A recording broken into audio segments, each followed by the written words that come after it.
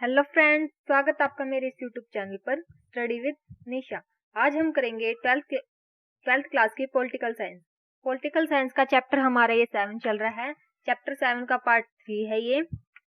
आइए देखते हैं पार्ट 3 में क्या इंपॉर्टेंट है।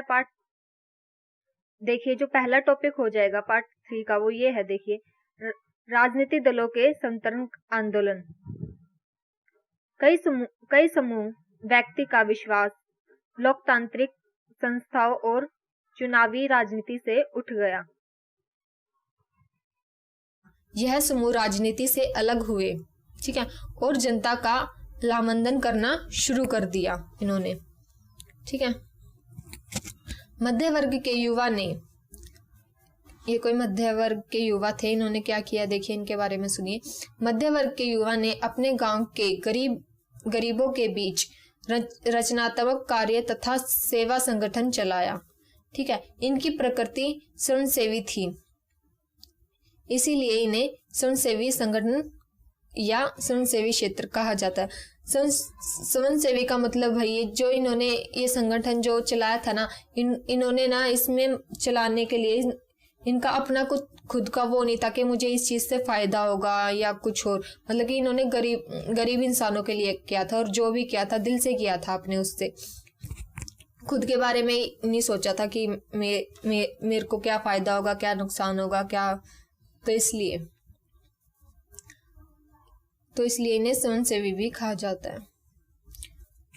आगे देखिए, इन्होंने अपने आप को राजनीति से दूर कर रखा था, ठीक है।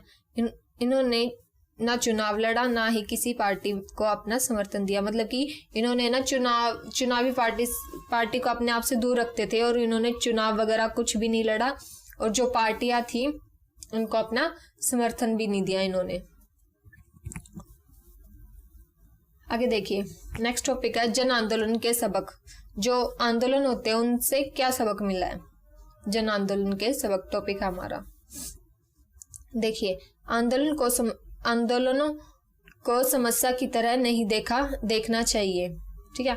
आंदोलन के उद्देश्य दलीय राजनीति की कमियों को दूर करना होता है। यह हमारे लोकतंत्र का एक अहम हिस्सा है, ठीक है। आगे देखिए, समाज में जिन व्यक्तियों की समस्या राजनीति से दूर नहीं हो पाती वही आंदोलन की शुरुआत करते हैं। मतलब कि समाज में बहुत से ऐसे व्यक्ति होते हैं जिनकी समस्या राजनीति से दूर नहीं हो पाती, वही आंदोलन करते हैं। अब आंदोलन का मतलब ये तो नहीं है कि भाई किसी एक व्यक्ति को, मतलब कि किसी को एक कुछ भी प्रॉब्लम होगी वो आंदोलन करके खड़ा हो जाएगा, ऐसा तो नहीं होता।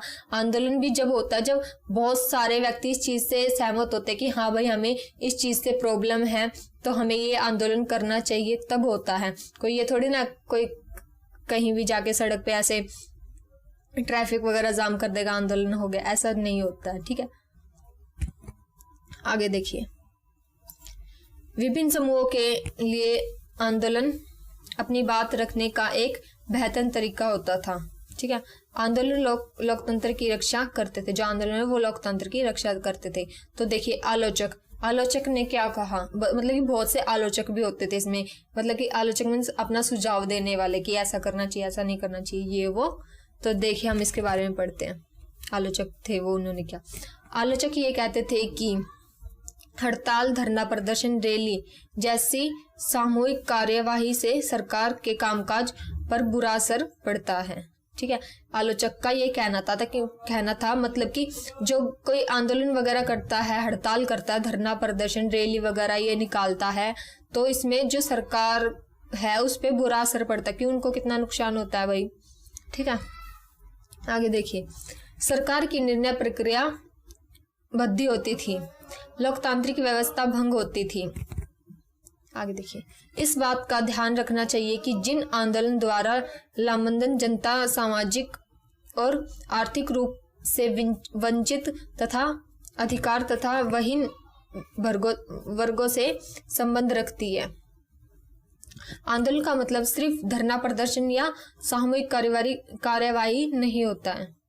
देखिए, इसके अंतर्गत किसी समस्या से पीड़ित लोग धीरे धीरे एकजुट होते हैं। देखिए, मैंने अभी बताया ना, मतलब कि इसका आंदोलन का मतलब ये नहीं होता कि कोई भी आंदोलन करके खड़ा हो जाए, मतलब कि जब बहुत सारे लोगों को समस्या होती है ना, तो धीरे धीरे करके एकजुट होते हैं, मतलब कि इकट्ठे होते हैं, ग्रुप वगैरह बनाते हैं, तब जाके कुछ ऐसा होता है। ठीक है, कहाँ थे हम?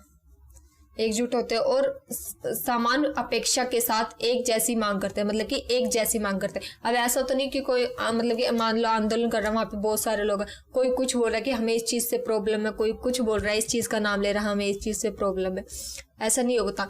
सेम मतलब कि एक ही मांग होनी चाहिए, जो भी मतलब कि आंदोलन वगैरह जिसको भी कुछ भी प्रॉब्लम है, समझ रहे हो आप।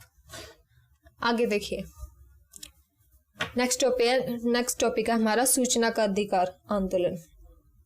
इसकी शुरुआत हुई थी भाई 1990 में। ठीक है, नेतृत्व मतलब कि किन के नेतृत्व में हुई थी, देखिए मजदूर किसान संगठन, ये एक संगठन था, MKSS।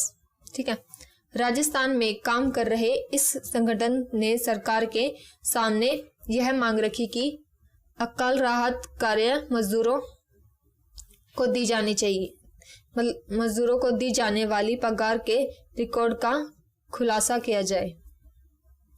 आगे देखिए, इन्हें लग रहा था कि इसके साथ घपला हो रहा है। आगे देखिए, 1994 और 1996 में इन्होंने प्रशासन के सामने अपनी बात रखी थी। आंदोलन के दावे में कानून में संशोधन किया गया था। अब पंचायत के दस्तावेज की प्रतिलिपि प्राप्त करने की अनुमति थी। देखिए आगे, 1996 में MKSS ने दिल्ली में सूचना का अधिकार को लेकर समिति का गठन किया था। 2002 में सूचना की स्वतंत्रता विधेयक पारित हुआ।